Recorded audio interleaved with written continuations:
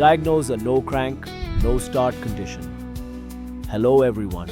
Today we're going to learn how to diagnose a no crank, no start condition on a gasoline vehicle. A no crank, no start yet means that when you turn the key or press the start button, the engine does not rotate. You may hear a click, multiple clicks, or nothing at all. Since the engine isn't turning, it cannot start. The first step is to check the battery. Inspect the battery terminals for corrosion or loose connections. Using a digital multimeter, measure the battery voltage. A fully charged battery should read about 12.6 volts with the engine off. While attempting to crank the engine, the voltage should remain above 9.6 volts. If the voltage is too low, charge or replace the battery before continuing. Next, inspect the battery cables. Look for loose, damaged or corroded positive and negative cables. Also check the engine ground strap. A poor electrical connection can prevent enough current from reaching the starter motor. Now, check the fuses and relays. Locate the starter fuse and starter relay in the fuse box. Replace any blown fuse and verify that the relay is operating correctly. A faulty relay can interrupt power to the starter solenoid.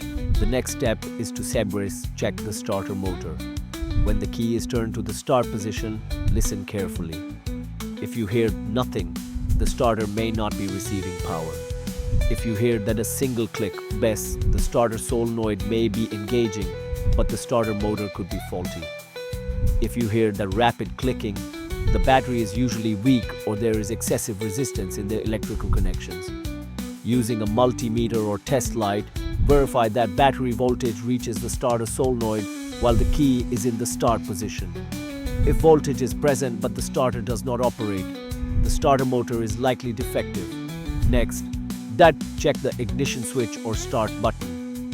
A worn ignition switch or a faulty push-button start system may fail to send the start signal to the starter relay. If the vehicle has an automatic transmission, verify that the gear selector is fully in park or in neutral.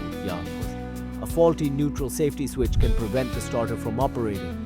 If the vehicle has a manual transmission, make sure the clutch pedal is fully depressed. A defective clutch safety switch can also cause a no crank condition. Now, check the security or immobilizer system. Many modern vehicles disable the starter if the key is not recognized.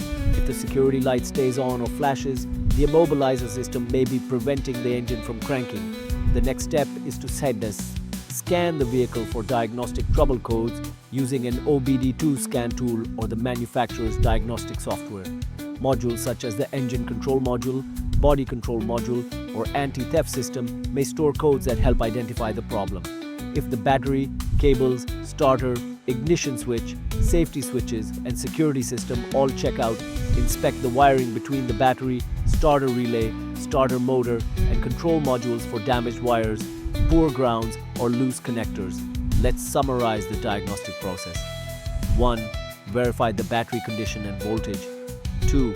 Inspect battery cables and grounds. 3. Check starter fuses and relays. 4.